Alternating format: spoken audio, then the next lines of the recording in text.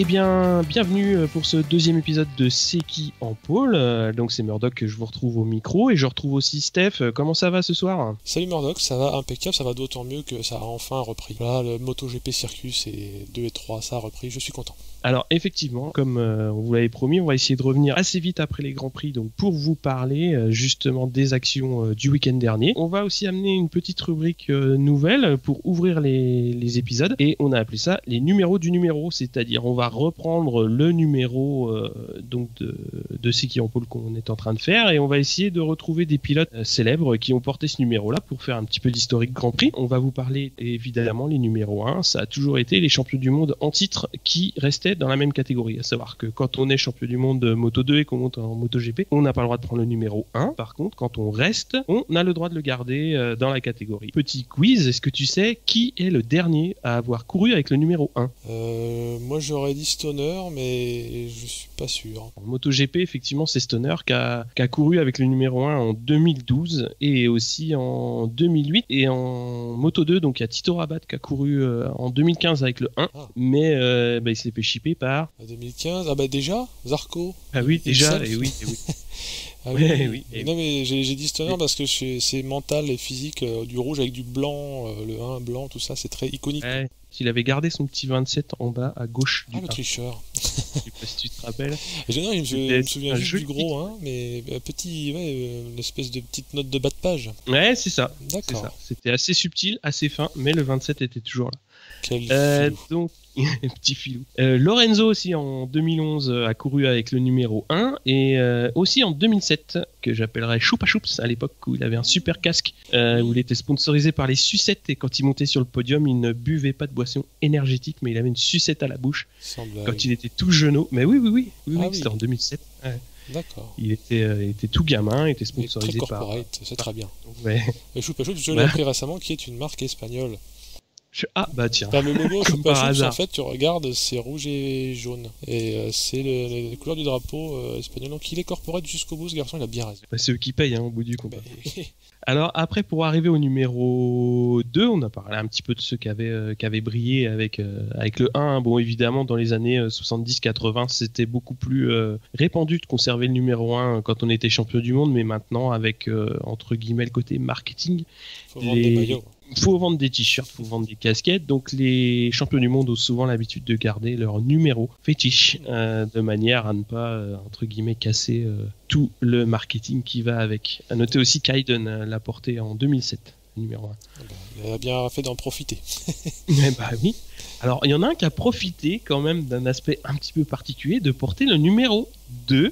Alors pas côté fétiche, mais parce qu'il était vice-champion du monde. Donc c'est Pedrosa en 2008 qui, il était vice-champion du monde, donc il s'est dit je troque le 26 pour le numéro 2. C'est malheureusement un peu son côté Poulidor. On aimerait que ce soit pas comme ça, mais c'est toujours numéro 2 le pauvre homme. C'est comme ça. On l'a déjà dit précédemment, mais on l'aime bien. Voilà. Mais oui, moi je l'adore. Il est très très sympa et il pilote propre.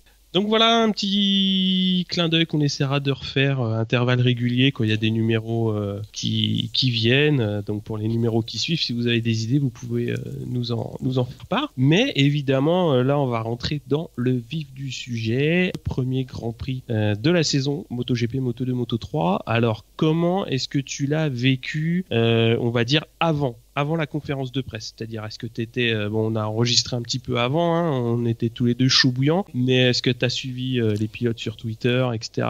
Oui, moi j'ai commencé à follower en masse tout ce qui touchait par capillarité de près ou de loin au sujet. Des fois ça fait une timeline un peu dense, mais tant mieux parce que on en a jamais assez. Quand on est un peu fan comme ça, comme nous, comme je pense que tu l'es aussi, mais j'ai suivi aussi un côté un peu midinette. Voilà, on peut se l'avouer. Et puis en essayant surtout le sport le plus dur, c'est de filtrer mentalement tout ce qui est la com à 2 balles de ce qui est les motards avec qui ont le sabre entre les dents, quoi.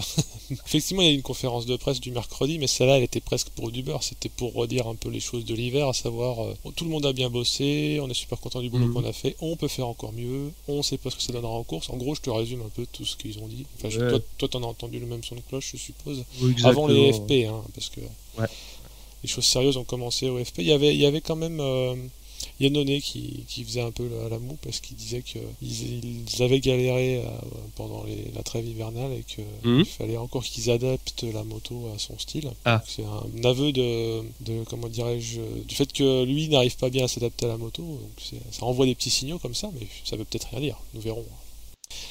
Moi j'ai toujours entendu l'inverse, c'était plutôt au pilote de s'adapter à la moto. C'est pour ça que j'ai noté cette petite déclaration. C'est rigolo, t'arrives, tu poses ton cul sur la bécane et tu dis elle est pas bien. Mais je pense que c'est sorti de son contexte parce que effectivement ça va dans les deux sens. Je pense que quand un gars a un style de pilotage ultra brutal ou si c'est l'inverse, il faut que les deux se rencontrent. Je suppose que tu ne peux pas être au milieu tout le temps, que ce soit pour la bécane ou le pilote. Mais effectivement, le gros du boulot est pour le pilote quand même. Ouais. Yannone était un des seuls à dire quand même des trucs qui picotent. Et il y a Vignales qui faisait remarquer, qui dit en fait ce que tous les observateurs disent, c'est que les essais étaient super. Il pouvait pas dire le contraire, il a dosé. Et qu'il a plié tout le monde. Mais qu'il était curieux de voir comment, j'ai noté une extenso, curieux de voir comment la Yamaha se comporterait sur le circuit durant la course. À savoir, il y a quand même cette incertitude. Oui, maintenant on le sait. Mais on spoil pas trop, parce que je pense que tout le monde est au courant. On l'a vu. Mais il était quand même conscient que tout ne se passe pas comme aux essais pré. C'est pas toujours le pays des bisounours. Parce que là, ils étaient avant les FP, parce qu'en FP, il a c'est clair. Il aurait pu lui arriver des misères, ou il aurait pu sentir la pression arriver, parce que. Ouais. C'est visiblement un jeune homme qui accuse assez bien le coup de la pression. De par son jeune âge, 22 ans, le garçon. 22 ans, le gamin. Alors, il m'embête un petit peu ce jeune homme parce que parfois, sous certains angles, il ressemble à 97% à Lorenzo. Surtout quand il y a une casquette. Donc, des fois, je vois des sourcils de loin avec une casquette. Je fais. C'est pas Lorenzo. Là, il est bleu. Là. Et en fait, c'est confusant. C'est la même brelle. Non, mais en fait, il ressemble pas du tout. Mais avec des casquettes, je sais pas si t'as remarqué, mais des fois, les pilotes font qu'est-ce que c'est que ça avec leurs casquettes? Ils changent de tête, un peu comme les Playmobil, tu changes les trucs là-dessus. Puis la tête. Non, ça c'était pour la vanne, mais sinon, Vignales faisait comme tout le monde, à savoir s'enlever de la pression en disant ça veut rien dire, vous savez, fouillez. Et puis Crutchlow était content de son moteur, il l'a dit explicitement pendant. Il était content de son moteur. Ouais, il disait qu'ils avaient vachement progressé sur le moteur. Qu'il va changer d'avis après. On verra. Mais il disait du bien, il n'était pas encore chanson, donc c'est bien. Qu'est-ce qui s'est passé pendant les essais? Les essais, déjà les essais, ils sont passés sans coup férir jusqu'au vendredi. Je m'explique. Il y avait quand même eu des alertes à la pluie avant, mais vendredi c'était la grosse drache. C'était samedi. Samedi, il y a eu la grosse pluie pour les Q2. C'était le samedi qu'il y avait, y compris la FP4 qui n'a pas eu lieu pour le coup. Exactement. Ouais, donc en gros, il s'est passé ce qu'on évoquait la dernière fois, à savoir que les FP étaient importantes quand même. À savoir, il ne fallait pas se retrouver en Q2 parce que c'est ce qui arrivait à Lorenzo. Avant qu'on sache que justement la pluie allait effacer FP4, Q1 et Q2, les temps étaient ceux des 100 grades qui s'étaient montrés très tôt parce que c'est un peu comme aussi au Tour de France, tu montes le maillot. Je pense qu'il y a un peu de ça aussi. Je pense qu'il y a un peu des deux. Les moins capés essayent de se mettre à l'abri en ayant des temps pas trop calamiteux. Parce qu'en fait, comme tu l'as dit, dès le début des FP, il y a eu des craintes sur le climat. Et donc, du coup, en fin de FP3, ils ont tous sorti les softs pour essayer de claquer un temps. Oui, et donc, c'est là où Rossi a un peu loosé, parce que c'est pas de sa faute, mais il y avait des misères avec les suspensions. Et donc, il est rentré et sa FP3 était vachement tronquée. Il fait 10. Puis Lorenzo était un peu en dessous encore. Donc, pour la pluie, il y avait cette espèce de menace qui était plus que réelle, comme on l'a vu, puisque le samedi, chose que j'ai noté, c'est que on a beaucoup glosé de l'absence de drainage du circuit, mais il est tombé, petit chiffre maître Capello, 1/3 des précipitations annuelles en quelques heures. Donc là, c'est act of God, comme disent les Américains. Voilà. Des seaux d'eau qui te tombent dessus. Moi j'ai regardé aussi quelques photos extérieures au monde du GP parce qu'évidemment dès qu'il pleut sur le paddock t'as 400 000 tweets qui tombent pour montrer qu'il y a une goutte qui vient de tomber. Mais dans les rues, il y a eu vraiment des grosses précipitations sur Doha.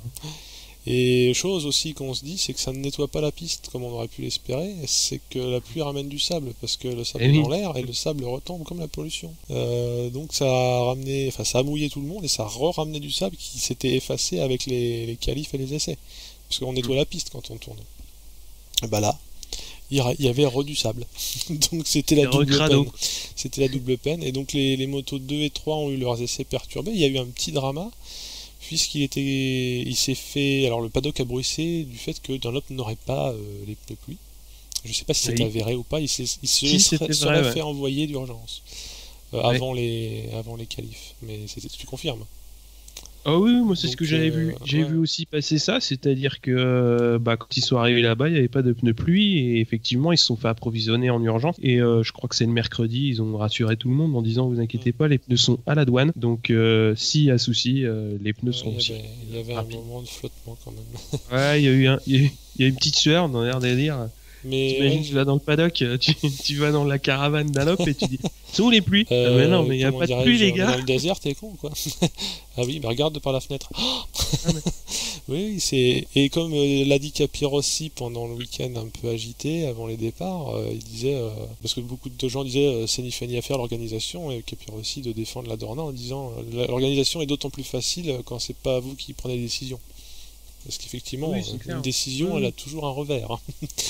Retardé par tardé, roulé par roulé, il y a toujours quelqu'un qui est pas content. Ah bah de toute façon oui, mais bon après, je pense que sur l'ensemble du week-end, ils ont quand même vachement bien géré la crise qui pouvait y avoir, parce que mine de rien, il y a quand même 3 courses à organiser avec 80 pilotes à faire tourner. Faut gérer au mieux la chose. Hein. Nous, de notre modeste point de vue, on trouve que ça a été bien géré, et a priori les pilotes n'ont pas trop grogné sur l'annulation des qualifs parce qu'ils ont bien vu que c'était pas roulable. Effectivement, pas roulable. Des choses que j'ai découvert à la faveur de cet événement, c'est que quand il pleut là-bas et qu'on court de nuit, ce qui empêche de rouler, outre le fait que l'eau est mal drainée et qu'il y a des zones pleines de flotte, c'est les reflets qui sont rédhibitoires de nuit. Parce que beaucoup de lumière, comme on l'a dit la dernière fois aussi, plein de mégawatts, et ça fait beaucoup d'éblouissement.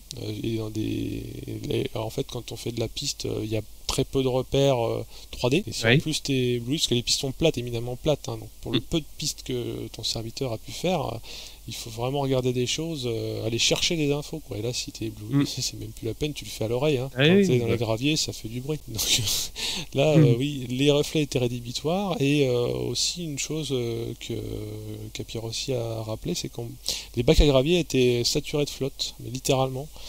C'était devenu des aquariums. Et pareil, chose que je n'avais pas anticipé, c'est que quand un pilote est KO du fait d'une chute, avant que les marshals arrivent pour le relever, il peut se noyer dans 10 cm d'eau, puisqu'il y aurait de l'eau dans le casque. Et donc c'est des choses qu'il faut prendre en compte, et Capirossi et la commission a super bien fait le job. Donc, malgré les Cassandres. Ouais, mais il y en aura toujours. Moi, le seul truc qui m'épate dans l'histoire, c'est que quand il roule pour examiner la piste, qu'il le fasse en 4 roues. C'est-à-dire qu'il le fasse. Ça m'étonne. Après, je veux bien le comprendre quand t'es sur du mouillé, quand c'est en train de tomber, que tu le fasses en 4 roues pour vraiment voir comment ça se passe. Mais là, on y reviendra peut-être un peu plus tard. Mais il y avait vraiment des secteurs qui étaient vraiment impactés plus que d'autres sur la partie 2 roues. Et moi, ça m'a un peu étonné qu'il fasse des tours de reco en voiture. Mais bon, après... peut-être que du fait de son background, le garçon, à l'œil, il peut déjà voir des choses. Oui. Peut-être qu'après, s'il y a besoin, il peut aller voir. Je l'ai vu sur certaines images descendre et aller tâter à la main les vibreurs pour voir si c'est pour le show, peut-être. Non, je pense pas parce que les pilotes lui avaient dit, bon voilà, on parle un peu de ce qui s'est passé avant la course, mais les pilotes lui avaient indiqué clairement les endroits qui étaient dangereux, donc lui il prend la voiture, il va là où on lui a indiqué les dangers, et il va les juger de lui-même. Donc d'ailleurs, oui, il a rappelé à maintes reprises que c'est le final cut, comme à Hollywood, c'est les pilotes. Hein. Lui, il intervient, mais c'est au moins à 50% les voix des pilotes, voire plus. C'est-à-dire que s'il y a une fronde des pilotes, c'est niette, quoi. Ça semble logique, évidemment, mais dans des sports qui sont très ambiancés par le pognon, ça reste à rappeler. La sécurité a encore le dessus. Alors, petit truc pour clore le sujet, il se trouve que le resurfaçage était prévu pour cette année, donc ça tombe très bien, puisqu'il a été coché dans la case réfection de la piste qui devait avoir lieu, et drainage. Comme ça, s'il y a Act of God un jour, s'il y a des seaux d'eau qui tombent, normalement il n'y aura plus de misère. Et pour clore la fin de la clôture de ce débat, il a aussi rappelé qu'il y avait eu des annulations de courses, et y compris en Italie, en 2009 je crois. Oui. Donc c'est des choses qui arrivent, comme on dit, pour raisonner les enfants qui boudent. On passe à la grille. Affirmatif. Alors la grille, du coup, vu qu'il n'y a pas eu de Q2, vu qu'il n'y a pas eu de qualification tout court dans les 3 catégories, en fait, ils ont pris le meilleur temps de chaque pilote sur les FP1, FP2, FP3. Et au bout du compte, il n'y a pas eu non plus de grosses surprises. En Moto 3, donc les pilotes attendus étaient tous quand même à leur place. Alors les 2 seuls qui se sont fait un peu piéger, j'ai noté McPhee et Boulega, qui sont 13 et 14, qui sont un peu éloignés des avant-postes, mais on le verra après dans le déroulé de la course. Ça n'a pas eu d'impact, mais en gros sur les 3 séances de FP, c'était toujours un petit peu les mêmes qui étaient devant, hein. Donc on a Jorge Martin qui était en pole, Eutel en 2, Fenati 3. On retrouve les vieux de la vieille du Moto 3 aux avant-postes. En Moto 2 c'était à peu près pareil, puisqu'on a les 2 marques VDS qui étaient devant, avec Morbidelli et Marquez, et Lutti Nakagami qui font 3-4. Donc gros, on va dire c'est les bonnes motos, les bons pilotes qui sont devant.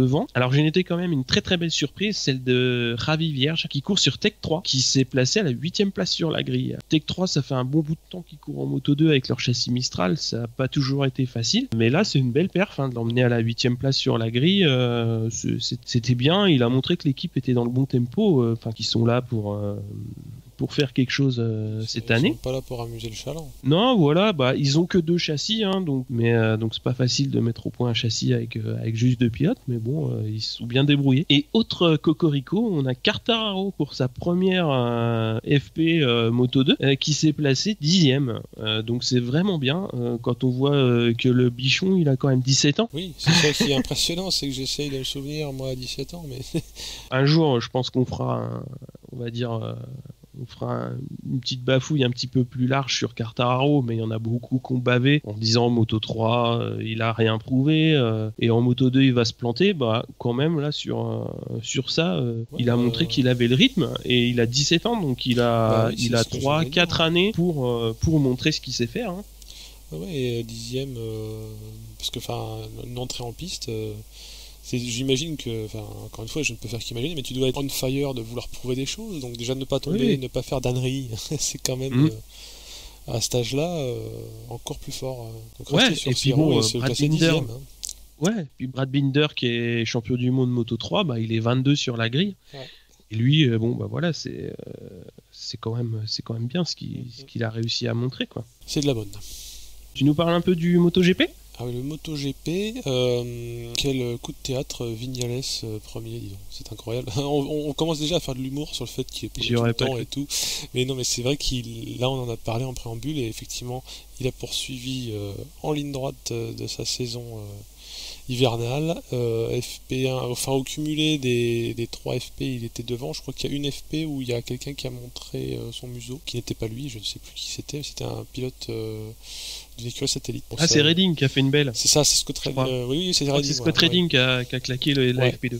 Donc faut quand même le noter parce que ça se respecte. Ouais, parce que c'est. Mais comme tu l'avais dit aussi, c'était des FP où il planait un peu l'ombre du doute de la pluie, donc tout le monde s'est un peu agité dès la une.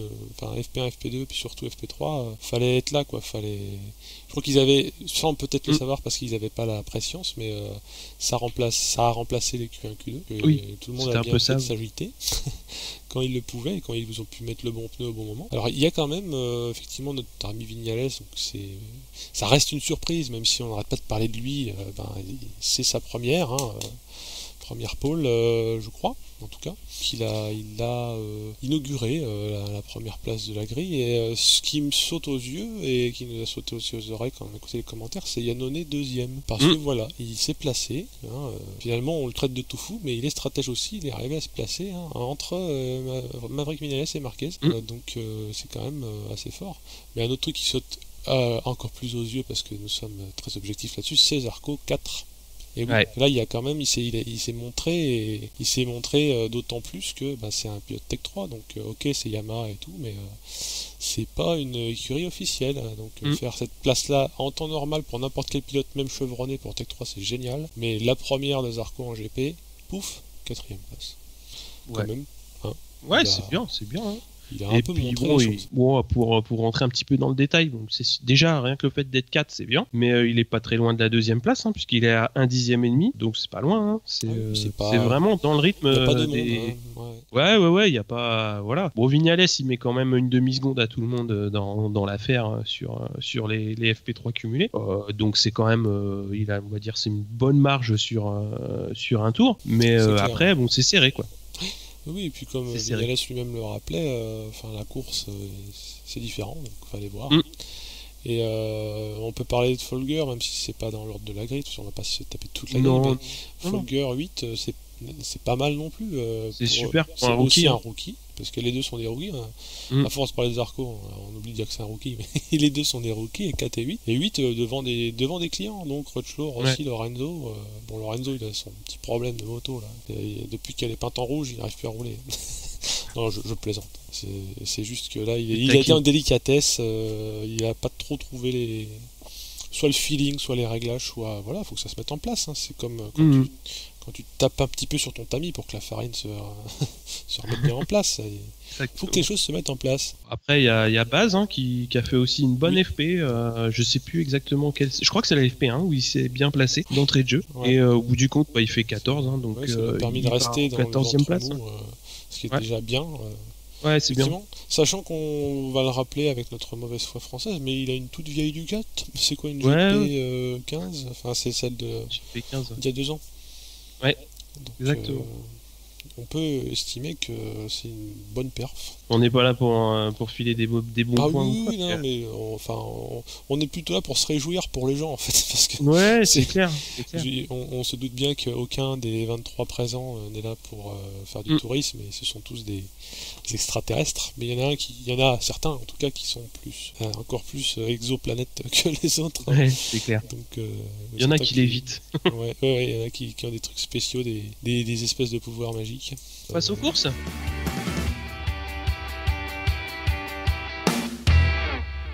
Allez, Zou, on passe aux courses. En premier lieu, on va parler de la course Moto 3. Donc, c'était une course que moi, je considérais d'assez classique pour la catégorie. C'est-à-dire un gros paquet d'une dizaine de pilotes qui part devant. Donc, il y avait tous les gros clients, Mir, Canet, Fenati, Mignot, Antonelli. Tous les expérimentés de la catégorie sont là. Alors, c'est très, très spectaculaire en fin de ligne droite. Je sais pas si tu as vu le GP.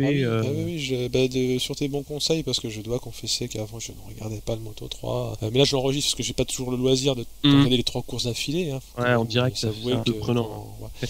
Quand tu es un peu sollicité par la famille, bon, tu évites de faire ton ermite.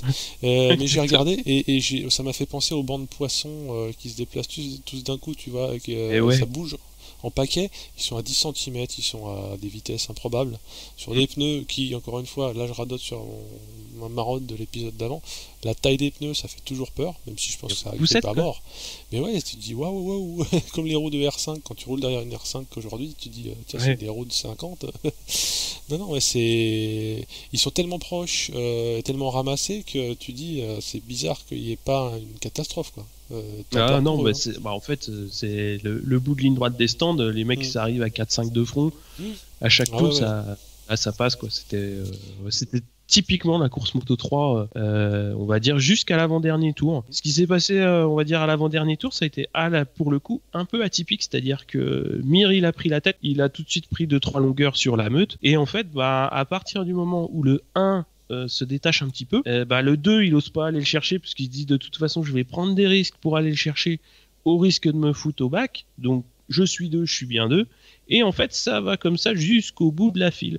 C'est-à-dire que à partir du moment où le 1 n'est plus accessible, tout le reste de la meute s'est tenu à peu près tranquille, et on a eu une arrivée en paquet, mais pas aussi démente qu'il y a eu à certains cas où c'était vraiment à l'aspi que ça se jouait. Là, étant donné que le 1 avait un petit peu d'avance, derrière ça a suivi tranquillou l'histoire, quoi. Ouais, c'est marrant que dans cette catégorie-là et à ce relatif jeune âge, ils arrivent déjà à gérer, en fait. Parce que tu pourrais te dire... ils ont besoin, parce que, alors en fait, c'est ce que je voulais signaler au début, c'est que là, aux avant-postes, c'était vraiment des pilotes expérimentés qui sont au moins à leur 2e, voire 3e ou 4e saison en Moto 3, et ils savent très bien que si dès le premier Grand Prix, pour aller grappiller 3 ou 4 points, tu te fous au tas et tu finis dans le bac, tu niques ta saison sur un virage, on va dire sur une prise de risque un peu stupide. Donc voilà, je pense que tu vois un mec comme Fenati, au bout du compte je crois qu'il fait 5 si je me trompe pas, bah il préfère faire 5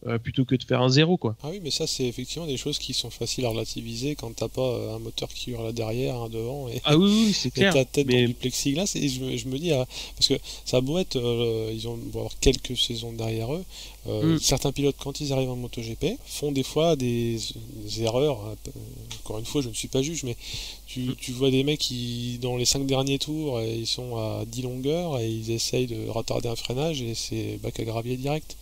Ouais. Donc sachant que normalement ils ont suivi aussi le cursus, tu vois, donc finalement je me dis c'est des attitudes qu'on collerait plutôt au MotoGP du style oula 3 c'est bien, pour ne pas citer un Italien connu dont on parlera après. Donc oui, gestion quand même, gestion, et c'est toujours l'équilibre est ténu entre la gestion et se faire bouffer, parce que si tu gères trop, t'as le furieux de derrière qui se dit finalement lui comme il se relâche, je vais lui faire à l'envers. Donc oui, on est sur de la grosse prouesse mentale pour ceux qui ont su ne pas abuser. Pas s'enflammer, ouais. Mais bon, du coup, on a le 8ème qui est dans la même seconde que le premier, donc c'est quand même une arrivée très très regroupée, quoi. C'est un beau peloton, même si Mir a pris les 2-3 longueurs qui mettent un petit peu tout le monde d'accord sur la première place du podium. Les 8 premiers, ça s'est battu quand même jusqu'au bout. À noter qu'on a Jules Danilo qui finit à la porte des points, il est 17ème, donc c'est encourageant pour la suite, on va dire. Ouais, il faudra vite rentrer dans les points, c'est facile à dire, mais il est pas loin. Bon, on va parler de la course Moto 2. Yes. Alors course Moto 2 là par contre un petit peu décevante, de mon point de vue, puisqu'en fait Morbidelli se détache assez vite. Bon, il prend une seconde assez vite au duo Lutti Marquez. Alors par contre ce que je suis content de voir, c'est que Nakagami il a retrouvé le rythme. Alors je sais pas si tu connais un peu Nakagami, si tu l'as suivi par le passé. J'entends beaucoup son nom parce que justement il a l'air d'être un des chouchous des commentateurs, mais je ne sais pas pourquoi. Tu peux peut-être m'éclairer.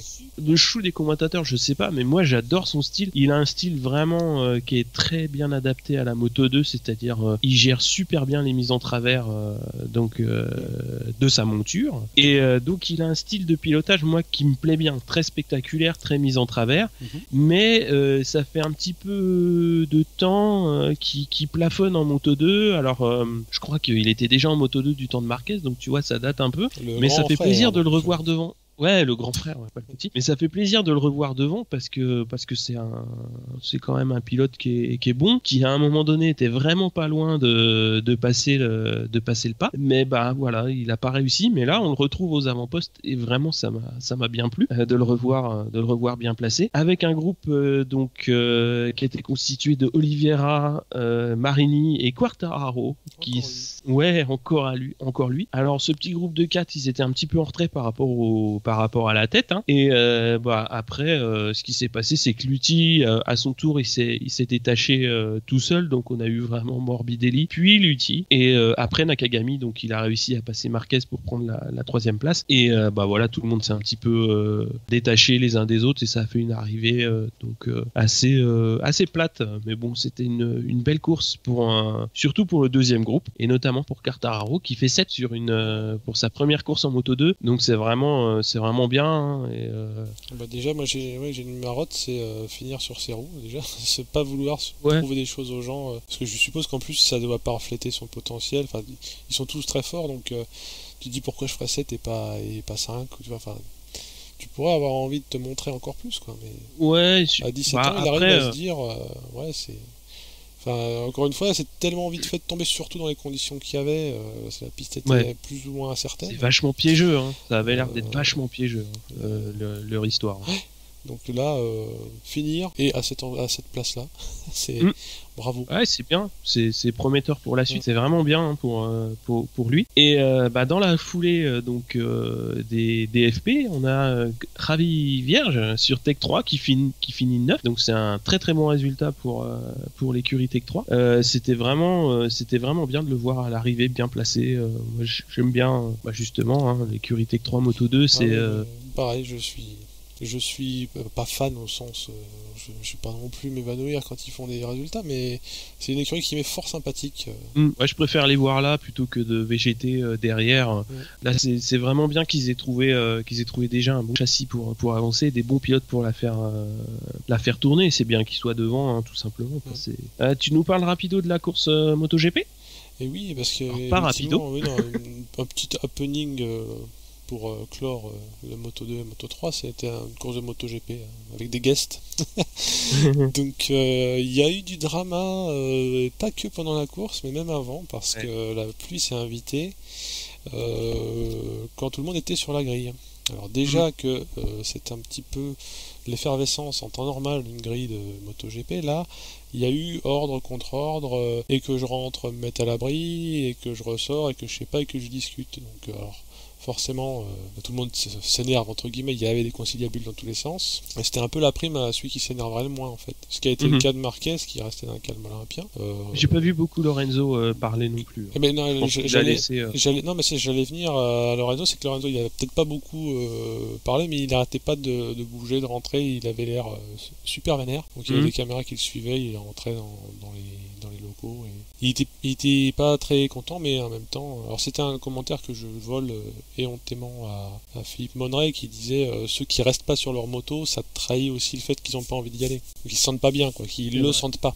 Après, les champions, ils ont l'instinct, ils ont le 6e sens du champion. Donc Lorenzo n'était pas dans son assiette, et ça rappelle son année dernière où la pluie lui avait moyen réussi. Toute la période humide de l'année dernière, il n'était pas content. Une moto sur laquelle il se sent pas bien, et une piste à la con, il faut l'appeler comme ça, hein, avec des races de sable, des paquets de flotte. Je peux comprendre aussi qu'il aurait préféré qu'on passe le sèche-cheveux et qu'on attende que ça sèche, mais visiblement c'était pas à son goût, et il y a eu petit changement in extremis de pneus avant pour les Honda. Je parle des 3 Honda principalement, enfin celle de Crutchlow et les 2 de Repsol. Ils sont passés en médium parce qu'ils étaient en hard, et vu que la course était plus courte, ils ont tenté le coup, et que elle était censée elle a été retardée, donc il était censé faire plus froid. Ils sont plutôt passés en médium. On verra ce que ça donnait par la suite. Mais une fois que c'est parti, parce que c'est parti, faut quand même le dire, ils ont lancé les dés, ils ont dit allez on y va, on est des dingues. Eh bien, le super départ de Zarco et Iannone, alors Zarco beaucoup parce qu'il s'est illustré, et Iannone aussi, qui était bien placé, sachant que Rossi et Vignales roulaient sur des œufs, de leur propre aveu, hein, aussi en conférence de presse après coup. Pendant ce temps, justement, donc il y a Zarco qui fait son chemin, et qui passe dans les 3 premiers virages, il fait 1 en fait. Vignales a commenté après en disant à un moment je me suis relevé parce que sinon on serait striké avec Zarco. Alors faut-il y lire un léger reproche, même s'il lui a pas fait de reproche, il a même chanté ses louanges après. Zarco était chaud. Vignales était un petit peu tendu, donc il a levé le pied, ou du moins il n'a pas autant ouvert que les autres. Pour autant, ils ne sont pas fait distancer trop, hein. Rossi est resté à observer dans le paquet. Marquez est parti fort et s'est bastonné avec Iannone assez tôt pour la 2e place. Et ensuite, Dovizioso a utilisé son super pouvoir. C'est un peu comme dans les Marvel, ils ont tous un peu des pouvoirs. Donc lui, il a sorti le pouvoir. Ils ont Turbo Boost chez Ducat. Le pouvoir du moteur. Et c'est vrai qu'on se croirait revenu quelques années en arrière, parce que ça m'avait pas frappé à ce point-là l'année dernière, qu'ils étaient autant en décalage de vitesse en bout de ligne droite. Là, on les voyait revenir comme dans les cartoons. Le bip bip. Tu vois les mecs bip qui arrivaient comme ça, là, et le coyote qui regardait avec les grands yeux. Qu'est-ce qui se passe? Ce faisant, pendant que tout le monde s'amuse à faire ça, Zarco prend le large de façon non négligeable. Je crois qu'il dépasse la seconde à un moment. Il tombe après, effectivement. Il dépasse, il fait une seconde 7. Ah oui, donc il était presque à 2. Et ce qu'il dira après, c'est que c'est à partir du moment où il avait décidé d'un peu moins forcer pour, entre guillemets, gérer, parce que gérer avec des furieux comme ça derrière, faut pouvoir, hein. Mais il avait décidé d'être un peu plus relax. Et le premier virage où il change un peu son habitude, de son propre aveu, il s'est décalé 10 cm, c'était glissant, paf. Quand tu freines, tout le poids est sur l'avant, et si ça ne veut pas accrocher.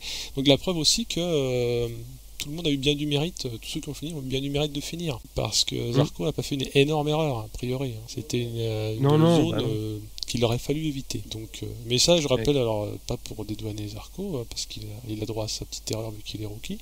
On a vu il y a une année passée, Stoner, il avait mis tout le monde à, je vais pas dire à 10 secondes, mais on le voyait plus. Mais à un moment, on le voyait tellement plus qu'en fait, il allait tout droit dans le bac, il s'est éclaté la gueule tout seul. Stoner, quoi, qui a du temps de sa splendeur sous Ducati. Donc, ça arrive aussi de se mettre par terre quand t'es premier, dans la preuve. Donc ouais, mais c'était quand même, nous on le dit et on n'est pas les seuls parce que c'est Koyama-esque, chanteront ses louanges, on y reviendra après. Donc Zarco, malgré la chute, bravo. Et à ce moment-là, ouais. Alors, juste pour Zarco, c'est clair qu'il a fait un sacré truc quand même, parce que pour un mec qui arrive, il découvre la catégorie, il découvre la moto. Bon, voilà, il chute. Mais ouais, là, ça arrive à tout le monde, j'aurais tendance à dire, mais tout le monde a pas réussi à faire ce qu'il a fait. Il y est pas allé en chien fou, c'est-à-dire pour passer devant, de toute façon, faut pas faire de cadeau. Sauf qu'à un moment, quand il leur a mis, tu l'as rappelé, 1 seconde 17, je pense que c'était 1 seconde, mais c'est 1 seconde 7, c'était à la régulière, c'était sur du pilotage, c'était sur. Donc clair. Il a prouvé. Ouais. Sur les 3 premiers virages, il fait un inter à Marquez. C'est génial. Correct, donc de toute façon à un moment dans les premiers virages tu peux pas faire non plus de la poésie, mais c'est super cool. Oui, tu peux pas faire de la poésie, mais t'en as 20 derrière, donc si tu commences toi quand t'es dans le peloton de tête à faire n'importe quoi, ça va mal se passer derrière, ça c'est sûr. Et non il fait un super départ. Une fois que Zarco on n'est plus dans le paysage, il y a Dovi, Marquez et Iannone qui restent en paquet de 3. Et à un moment, Marquez lâche le steak, il recule, à un moment il se fera passer par Rossi. Je vais pas dire facilement parce qu'ils sont doublés l'un l'autre 2-3 fois, mais à la fin Rossi a réussi à rester devant. Et sur ces entrefaits, Iannone perd l'avant. Donc il n'y a pas que les rookies qui perdent l'avant. Je pense qu'il devait être à donf parce que la Suzuki peut-être doit être un peu inférieur à ses homologues, donc je pense qu'il a essayé de compenser par son pilotage. Parce qu'il a un tout petit peu surroulé. Quand on connaît le talent du mec, il aurait aussi pu aller jusqu'au bout comme ça, mais bon, ça n'est pas passé. Je pense aussi des raisons de piste piégeuse. Si ça avait été un asphalte brûlé de soleil avec pas de poussière, ça aurait peut-être accroché plus. Ça colle. Donc là, non, les pneus, ils ont dit non, finalement, on va pas faire ça, et puis on va arrêter. Aujourd'hui, mec. Tu reviendras. Et donc, c'est le moment où Vignales va commencer à se bastonner avec Dovi, et ils se sont fait des belles passes d'armes à la classique Ducat, je te reprends en bout de ligne droite, et Yamaha, je te mange dans les virages. Et d'ailleurs, super clean aussi, parce que Vignales, j'ai eu tendance à oublier qu'il était si jeune que ça, j'avais pas du tout tilté, il aurait pu, tu sais, rester en Moto 2 une paire d'années et puis avoir déjà 25-26, non il a 22 et il est super 22. propre. Quand il est passé sur Dovizioso, il y avait la place, quoi. C'est pas je prends la place et l'autre va devoir relever. Il va se démerder. C'est pas tiens, comme je m'y mets, l'autre va relever. Non, c'est typiquement tu vois, c'est l'antipode de l'arrivée de Marquez quand il vient shooter Lorenzo à la sortie au dernier virage à Jerez, où il joue entre guillemets que la deuxième place, mais le mec c'est pas un bloc pass qu'il a fait, c'est justement pas de bloc pass chez nous, c'est clean, attention, c'est très propre chez lui, on mange par terre. En fait dans les bastons entre les deux, moi ce qui m'a vraiment plu, c'est que chacun a joué sur les forces de sa bécane, c'est-à-dire comme tu l'as dit, la vitesse de pointe pour Dovi et on va dire une moto un peu plus homogène pour Vignales. Et bon voilà, au bout du compte c'est Vignales qui gagne, mais qui passe devant. Mais sur un autre circuit, ça aurait été peut-être un peu plus compliqué. Mais voilà, chacun est conscient des forces et des faiblesses de sa moto et les exploite. Et j'ajouterais là-dessus, c'est que Dovi a donné un petit indice en conférence d'après-course, c'est qu'il a expliqué qu'il avait du soft à l'arrière et que ça se dégradait. Et donc, en fait, il a expliqué aussi que il n'était pas en train de se plaindre, c'est qu'il a mis du soft à l'arrière parce que la bécane marchait un peu moins bien au global que ce qu'il aurait fallu. Donc, ils ont été obligés de passer sur du soft à l'arrière pour que ça soit compétitif. Mais ça s'est mangé au fur et à mesure des tours. Et il savait que dans les 2 derniers tours, si Vignales faisait pas des erreurs, il pourrait pas gagner à la régulière. Il l'a dit après coup. Donc voilà, ça explique pourquoi à la fin il a fini par se faire manger quand même, c'est qu'il pouvait plus tirer sur son pneu arrière comme il aurait voulu. Ouais, mais bon, au bout du compte, il emmène quand même sa moto sur la deuxième place. C'est intéressant qu'il ait cette honnêteté-là de dire, comme on était moins bien qu'eux, on s'est acheté de la perf en mettant un soft, mais le soft ça se paye. Et donc voilà, ça se Ah paye, oui, ça se comme paye. on le verra aussi pour nos amis Honda. Parce que, oui. Ils sont où dans l'affaire? On parle beaucoup Bah oui, des alors autres, mais on parle pas beaucoup d'eux. parle aussi quand même de Rossi qui a été enterré par certains, Ouais. mais qui a fini par faire 3 un peu. Il a fait son Giroud de luxe, hein, parce il est pas tombé. Enfin, c'est ma marotte, mais bon, il n'est pas Très tombé. de luxe. Mais non, mais ce que je veux dire, c'est qu'il a fait 3 en remontant calmement et il a pas essayé de dire 10 sur la grille ça va pas, il faut que je sois dans le trio de tête, quoi. Non, il a fait. Déjà, il y en a 2 qui sont tombés et puis les autres, il les a doublés. Donc rien que ça, c'est quand même. Ouais, non. Pour un vieillard, c'est quand même très bien. Et puis, mine de rien, un super bon rythme sur la course. À un moment, hein, j'ai eu peur parce que Pour sur faire un plan, il suivait Dovi, donc il a allumé comme un sac et il a fait fumer le pneu, mais j'ai cru que c'était son moteur qui faisait de la fumée bleue. Non, c'était juste son pneu qui a fait coucou, arrête de trop cirer parce que du calme. Et donc, mais à un moment, je me suis dit, pas encore un moteur, hein. Pas Rossi, moteur, Mugello, tout ça. Non, ça s'est fini correctement. Mais Honda, oui, alors ils ont été à la peine parce que respectivement Marquez fait 4 et le très discret Pedrosa était quand même 5. Il viendra après à cause du cas Crutchlow sur les pneus, mais on peut déjà peut-être en parler là. Ils ont chaussé des pneus médium donc qui sont détruits beaucoup plus vite que prévu. De l'Aven Marquez, il a été obligé de gérer pour viser le maintien. il voulait rester 4 parce qu'il savait que son pneu était déjà mort. Parce que ce qu'il explique lui, c'est que son style de pilotage c'est brutal sur les freinages, donc il a besoin d'avoir du hard à l'avant. Et quand il a pas du hard à l'avant, il est malheureux parce que ça se détruit très vite. Et donc comme il y a eu changement de pneu au dernier moment pour Paris. Un pari qui aurait pu gagner, mais non, là ça n'a pas gagné, donc les pneus étaient pas en forme à la fin. Pour parler de trucs un peu plus funky, enfin plus surprenants, Espargaro, qu'est-ce qu'il nous fait 6 sur une quoi Bah ouais. Murdoch, l'Aprilia. Donc la peinture n'empêche pas de rouler bien. Exactement. C'est super cool, trêve de troll à 2 balles. Aprilia 6, c'est très très très très bien pour eux. D'ailleurs, dans les stands, j'ai cru qu'ils allaient lui démettre la tête parce qu'ils lui tapaient tous sur le casque du genre c'est bien mon gars. Heureusement qu'il y a des bonnes vertèbres. Hein. C'est comme s'ils avaient gagné. Hein. Pour eux, ils ont gagné Aprilia. Mais ils ont gagné leur championnat en fait. Le championnat d'Aprilia. Ouais. Bah oui, parce que je pense que au début du week-end, tu leur dis les gars, vous allez faire un top 10. Ils auraient dit ouah, mais on parle du même Grand Prix, t'es sûr hein. Mais voilà, faire 6, emmener surtout 6 quoi. Ouais, aller chez Spargaro, faut remettre un petit peu sa carrière en perspective. Enfin, il a pas toujours eu des guidons faciles. Il a traîné pas mal chez Aspar avec des motos pas super. Il a eu des CRT, etc., etc. Après, il est parti chez Suzuki où Vignales lui a fait un petit peu la leçon. Donc, le rebond était franchement pas facile pour lui. Et dès le premier Grand Prix avec Aprilia, arrivé à la 6e place, c'est super beau. Hein. Il a dû s'employer parce que ceux qui sont devant et même ceux qui sont derrière n'étaient pas des figurants. Donc dans la série Les Rookies en folie, nous avons Rins et Folger respectivement 9 et 10. Main dans la main. Mais je sais pas, tu vois, si Poncharal est plus content d'un Folger qui fait 10 que d'un Zarco qui a montré le maillot. Les deux, je pense, lui font plaisir, mais bon. Je pense que voilà, tout ce qu'il voit, après Folger 10 pour un rookie c'est bien, pour une Tech 3 c'est moyen. La somme des deux fait que c'est pas si mal. Un rookie sur une Tech 3, ouais. Et il y a un gars qui a le seum, c'est Lorenzo, parce que effectivement quand on regarde que les chiffres, c'est 20 secondes à 20 secondes du premier, et surtout il est obligé de se fighter avec Baz, ce qui n'est pas déshonorant, mais comme on le rappelait dernièrement, Baz il a le mulet, il a la GP15. Donc Lorenzo, ce qu'on peut reconnaître à Lorenzo, c'est que il a de l'abnégation, il est très appliqué. Il n'a pas eu de mouvement d'humeur.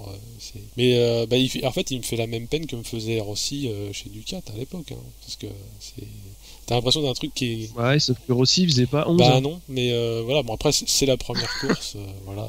Mais c'est la ça première. se mette en place, faut qu'il se croque un peu les vertèbres et tout, là ça va repartir dans le bon sens. Oui, sachant, parce que comme c'est quand même un artiste du pilotage, je serais pas surpris qu'il arrive à faire des trucs sympas. Mais nous verrons bien s'il arrive à exploiter son super pouvoir de Dovi du moteur en ligne droite. Alors c'est quand même lui qui claque le chrono. Voilà, oui, parce que il s'est quand même fait flasher à 347 km/h. Donc oui, il a bien mis dans le vent. Je crois que les Yamaha lui rendent 10 km/h. Enfin, les Yamaha, les bleus. Hein. Ouais, peu de choses près, ouais. Les Rossi et Vignales, ils sont plus aux alentours d'un gros 335. Ouais. Là, on parle de vitesse de pointe oui. pure. Effectivement, c'est en bout de ligne droite. Ouais, Ils 347. passent pas toute leur ligne droite à 40 km/h, mais c'est vrai que ce que tu vois, c'est très graphique. Tu vois un mec qui arrive au moment des freins, il recolle de facto, quoi, tous les retards qu'il a pu prendre. Par curiosité, je suis allé voir l'année dernière Yannone, donc avec la Ducati, passé à 351. Ouais, bah, ça fait partie des grands paradoxes. Ouais, c'est qu'on aurait tendance à penser que c'est un énorme avantage, c'est un très gros avantage, mais le circuit ça tourne. Donc visiblement, il faut à la fois un bon châssis, une bonne motricité, une bonne façon de faire passer la sauce sans se mettre par terre. Tout ceci fait que les motos homogènes s'en sortent mieux, comme la Yamaha par exemple. Et KTM ferme le banc, ou je sais pas qui y avait derrière eux, mais bon, ils font 16-17. Ouais, celui qui ferme, c'est Sam Lobes sur la deuxième Aprilia. Il n'a pas le nombre de grands prix que peut avoir un Espargaro. À force d'entendre le nom, déjà comme il y a les frères, on entend 2 fois plus le nom, mais à force d'entendre le nom, on a l'impression qu'ils étaient déjà là du temps de la 500, ce qui est faux, hein, mais ils connaissent un peu la musique, les frères. Allez, chez Espargaro quand même, il est en MotoGP depuis 2009. Il a refait une année en 2011 en Moto2, mais au bout du compte, voilà, c'est 10 ans de MotoGP, donc ça fait à peu près 180 Grands Prix. J'ai pas ses stats en tête, mais bon, voilà, ça commence à faire une belle. On est d'autant plus content pour lui qu'il ait fait une jolie 6ème place. Hein. Ouais. Après, je pense que ça va être dur pour eux d'aller chercher un podium, mais là, ils sont exactement dans la position où était Ducati il y a quelques années, c'est-à-dire quand il fait 6, t'es super content de faire 6. Et quand on voit où est Ducati maintenant, où ils sont régulièrement sur le podium avec Dovi, et je pense qu'avec Lorenzo, ils vont y retourner, et ils ont des satellites qui tournent bien aussi. Voilà, enfin, je pense que pour eux, c'est vraiment, je reviens, je vais appuyer encore ce que j'ai dit tout à l'heure, mais c'est super pour eux de montrer qu'ils peuvent être bien placés, quoi. Là, ils sont pas juste là pour remplir la grille. C'est pas comme les espèces d'écuries qui ont un peu la loose collée au basket, quoi. C'est pas eux, ce seront pas eux les chats noirs ou les gens entre guillemets risibles ou lanterne rouge, quoi. Il y a aucune écurie qui fait de la peine en fait, à part KTM, comme ils sont débutants, forcément je ne dirais pas qu'ils font de la peine, mais ils ont du mal. Non, ils ont du mal. Après, va falloir qu'ils développent un petit peu le moteur, qu'ils poussent un petit peu. Suzuki, la première saison, ils ont galéré aussi.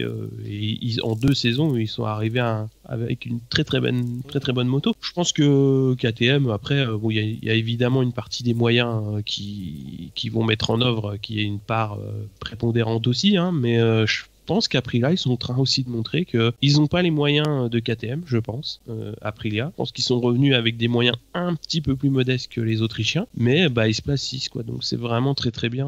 Donc si on veut résumer les perfos respectifs des pilotes, ceux qu'on attendait ont quand même été là, les Yamaha en fait, hein, Vignales et Rossi. Vignales était attendu du fait de ses résultats superlatifs, il n'a pas déçu. Et Rossi était attendu, mais on l'attendait peut-être même pas en 3. De lui-même en conférence de presse post-course, il disait 5 j'aurais signé, 3 c'est top. Et je pense qu'il dit 3 c'est top, pas parce qu'il aime bien finir 3, il aime bien faire 3 déjà parce qu'il est devant Marquez, un petit coup sur le casque quand même.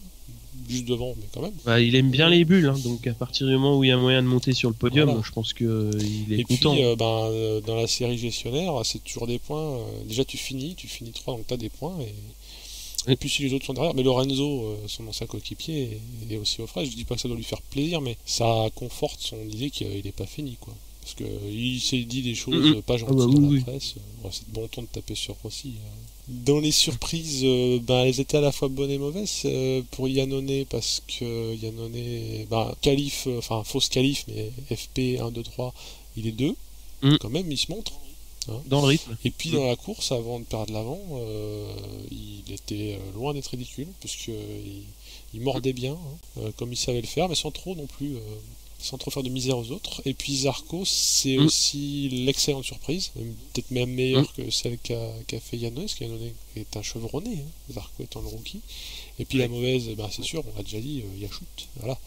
On ne pourra pas refaire l'histoire, mais pour appuyer ce propos, Rossi et Vignales, ok, c'est des Yamaha, c'est la même crèmerie, mais ils n'étaient pas obligés de dire du bien contractuellement. Et Rossi dit qu'il était curieux de voir ce que faisait Zarco, parce qu'en Moto 2, il avait repéré qu'il gazait. Et aussi, Rossi de rappeler que pendant les essais hivernaux, il était devant lui, que Zarco était devant lui. Forcément, ça l'a un petit peu intrigué. Rossi n'est pas aveugle, il voit les choses. Et Vignales aussi a dit qu'au début de course, il comprenait pas comment Zarco pouvait avoir ce rythme-là, alors que lui essayait juste de pas tomber, quoi. Et Vignales a fait un peu son diesel, mais c'est bien un grand bien lui a fait. Ouais. Et dans la série des bonnes surprises, Dovi, parce que voilà, il a fait plus que bien. Et son pneu arrière a dit bye bye, mais son moulin l'a aidé à très bien figurer, et mieux que figurer, 2 c'est quand même quelque chose, surtout c'est pour bien. l'écurie Ducati, qui n'est pas encore abonné au podium. Enfin, ils ont fait des choses l'année dernière, mais là ça commence bien pour eux, quoi. Ouais, je pense que cette année ils ont le potentiel pour claquer Honda.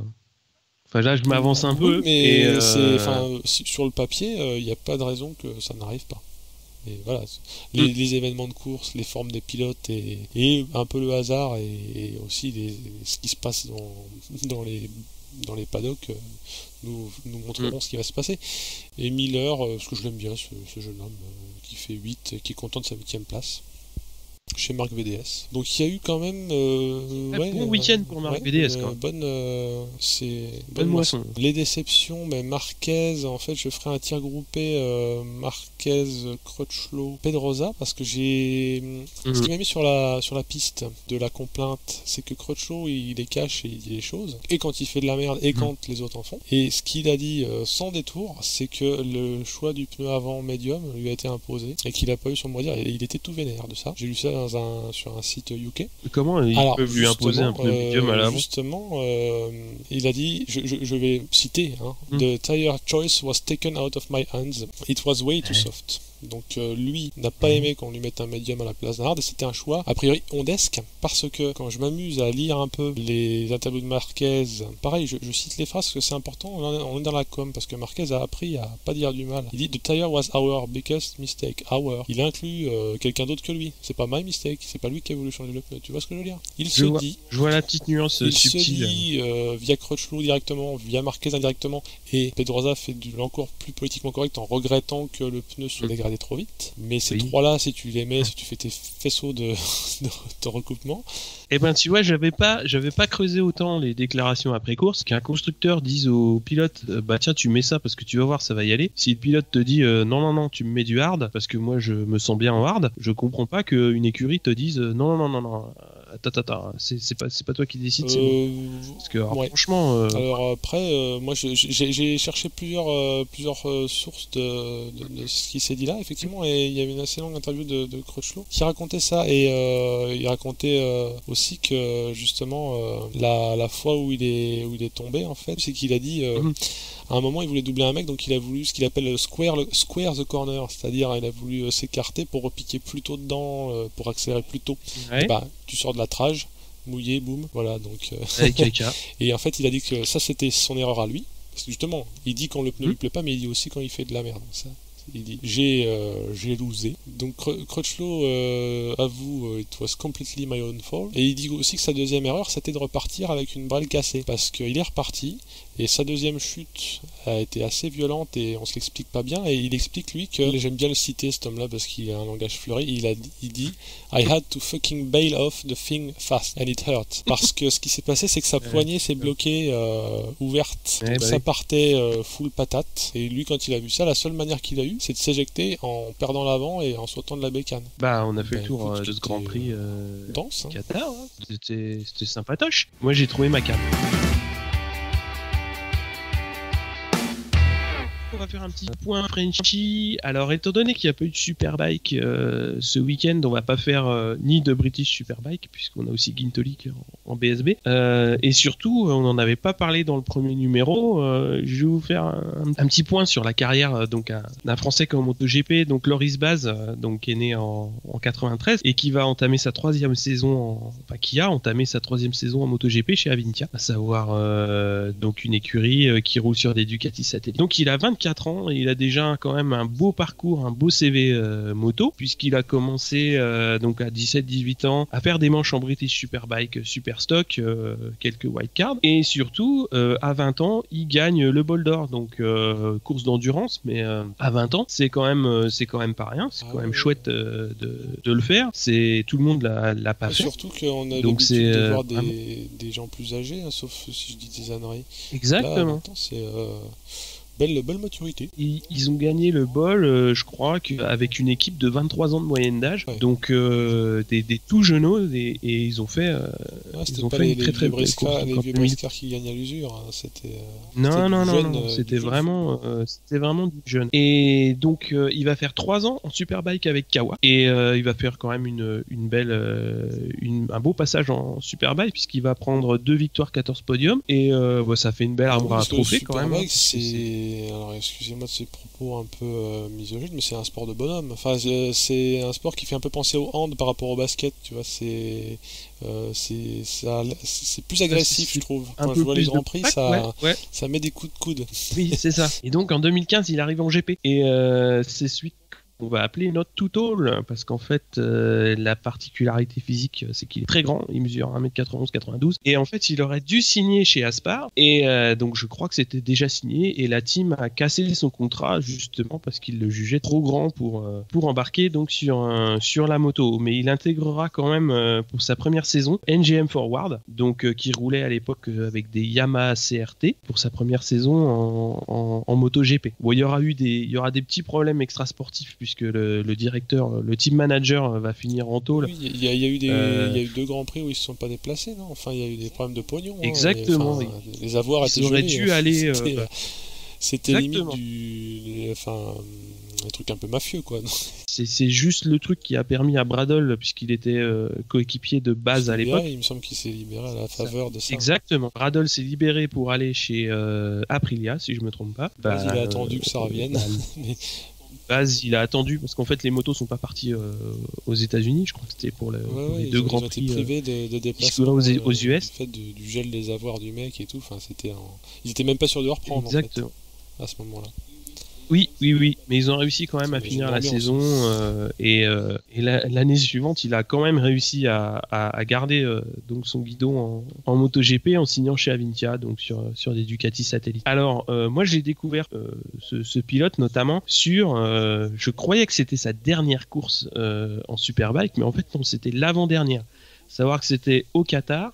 Et donc il était coéquipier de Tom Sykes, à savoir que Guintoli et Sykes donc jouaient le titre Superbike. Alors je sais pas si tu te rappelles de cet épisode-là, mais Guintoli donc va gagner les 2 courses au Qatar, et Baz sur l'avant-dernière course, donc la Race 1, il vient s'intercaler entre Sykes et Guintoli, donc à la 2e place, et il a eu des consignes, donc il a été panoté pour laisser passer son coéquipier, et il va pas respecter le panotage. Je l'aurais pas vu aussi rebelle que ça, le Loris. Eh ben, si, en fait moi c'est comme ça que je l'ai entre guillemets découvert, et j'ai trouvé que c'était très très très couillu. Et là, comme on est des vieux chauvins, on évite de dire que c'est un peu le même scénar que Marquez Lorenzo en fait, qui empêche Rossi machin. Enfin, on va pas refaire le psychodrame, mais c'est français hein, Guintoli Baz, donc Baz permet à un Français de gagner en empêchant son coéquipier de gagner ou de ne pas perdre. En tout cas. Voilà. Donc, par contre, ça, on ne le signalera pas, bien sûr.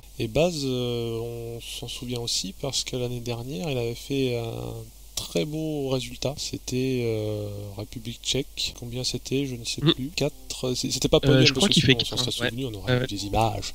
Non, mais 4. Voilà. Pour une équipe satellite, c'était bon.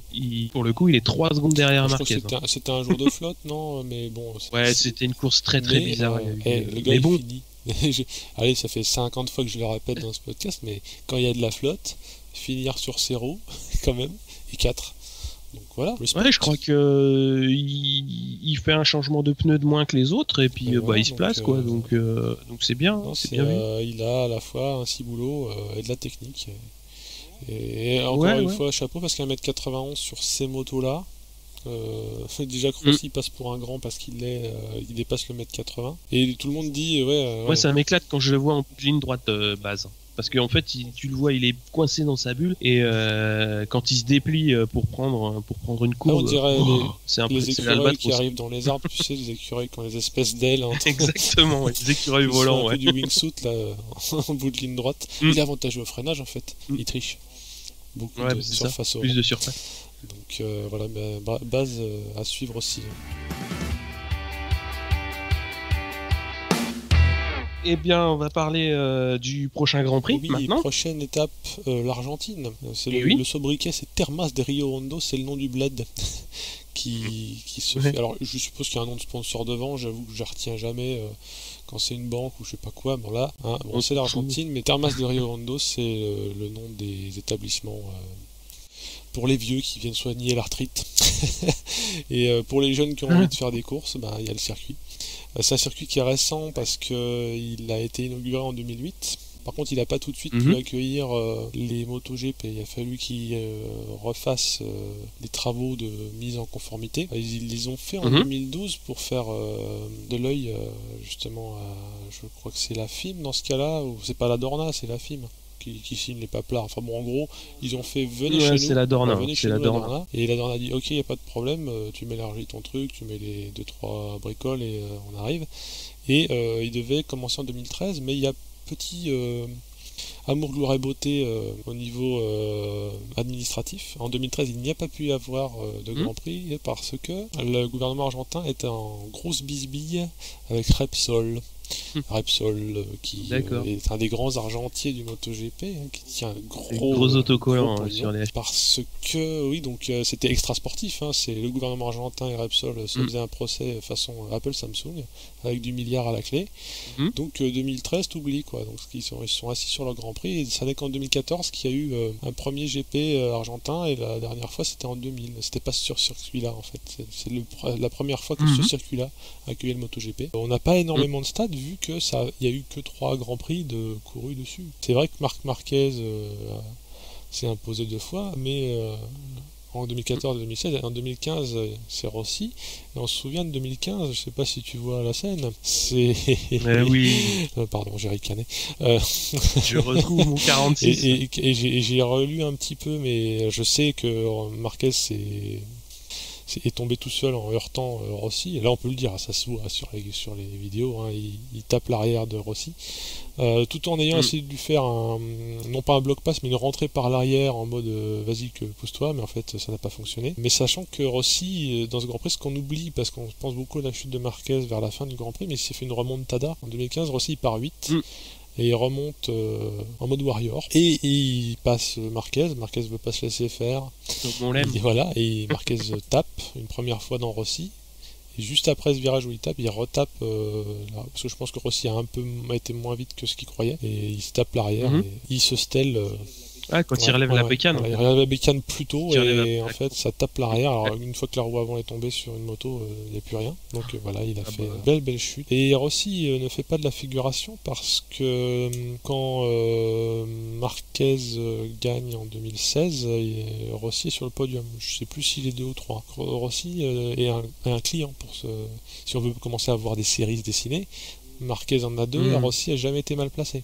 Et petit fun fact aussi de 2015, qui est une année qu'on chérit pour les raisons que... Voilà, Rossi a fait de la lèche, parce qu'il est monté sur le podium, comme tu m'en avais parlé récemment, avec un maillot un peu spécial. Qu'est-ce qu'il avait mis ce jour-là ? Oui, mais alors ça c'est pour ça que je l'adore, parce que c'est le mec, quoi qu'il fasse, il sait se mettre le public dans la poche, et voilà. T'arrives au Grand Prix d'Argentine, tu gagnes, donc tu sais déjà, quand tu t'appelles Valentino Rossi, tout le monde va t'acclamer, mais tu vas sur le podium avec le maillot de Maradona, bon, bah voilà quoi. Il se reconvertira dans la com, je pense. Là, tu retrouves... Exactement, tu retrouves tout son côté, le mec qui a toujours la banane, le mec pour qui ça va toujours, et le mec de toute façon, il sait se mettre un public dans la poche. C'est un vrai showman. Il sait comment s'y prendre et voilà, moi quand j'ai vu ça je me suis dit le mec t'es trop fort. C'est clair. Ouais, bah oui. Et ce circuit là, pour anticiper sur ce qui va se passer, je crains les Ducats parce qu'il a aussi une ligne droite qui fait quasiment la même longueur à quelques mètres près que le Qatar. Il y a de la ligne droite d'1 kilomètre et quelques, donc attention aux Ducats, nous verrons. La Ouais, vache. c'est la même. C'est la Ah même. oui. Moi maintenant je regarde oui, ça oui, oui. vachement. Avant je me disais, ah, c'est encore les mecs comme au PMU, ils sont à regarder la taille du sabot du cheval pour savoir comment ils vont faire 1, 2, 3 au tiercé. Mais bah, si la ligne droite est grande, il n'y a pas de raison que l'Éducat figure mal. On ne peut pas être grand clair, on est un foutu de prédire des choses. On se doute quand même que Vignales, s'il garde sa forme, va faire des belles choses. On guette Ouais. l'Éducat, et puis évidemment, comme c'est notre chouchou, on guettera aussi. Donc, Et oui. Et ça va se jouer aussi en termes d'horaire, ça va nous plaire aussi. Je sais que t'aimes bien être dans le canapé le soir, c'était plutôt du soir. Hein. J'aime bien. Moi. Donc, Ouais, je suis plutôt du du soir. fait, L'après-midi, en général, je suis toujours dans le barbecue, donc c'est mort.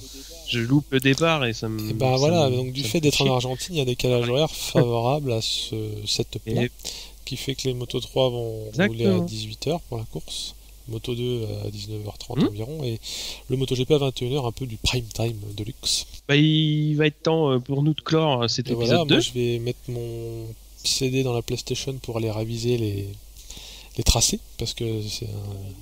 Tu vas réviser les virages Alors, de Termal de je la le Riondo. fais, c'est pas une boutade, c'est que j'aime bien avoir essayé les circuits un peu sur un jeu vidéo, même si je suis nul aux jeux vidéo de moto, parce que je trouve que ça rend pas les coups. Mais savoir que tel virage arrive après tel autre, ça me permet de lire les retransmissions télé un peu mieux, parce que comme tu as des changements de caméra, ok, tu vois une épingle, mais tu sais pas laquelle c'est, donc Mhm. ça ne gâche rien d'avoir fait 3-4 tours pour voir les endroits où tellement que l'épingle elle est refermée, tu vois pas la sortie, quoi. Parce que là les épingles elles sont fermées, hein. J'ai regardé le tracé, je suis pas un expert des tracés, mais les épingles elles vont être très très lentes par rapport au Qatar, hein. Bon, bah écoute, Steph, merci beaucoup de m'avoir accompagné pour ce deuxième épisode. Merci à toi. On attend vos retours donc sur le compte Twitter @cqep_pod. Bon, sur ce, on vous dit à la prochaine et Ciao, à ciao. bye bye.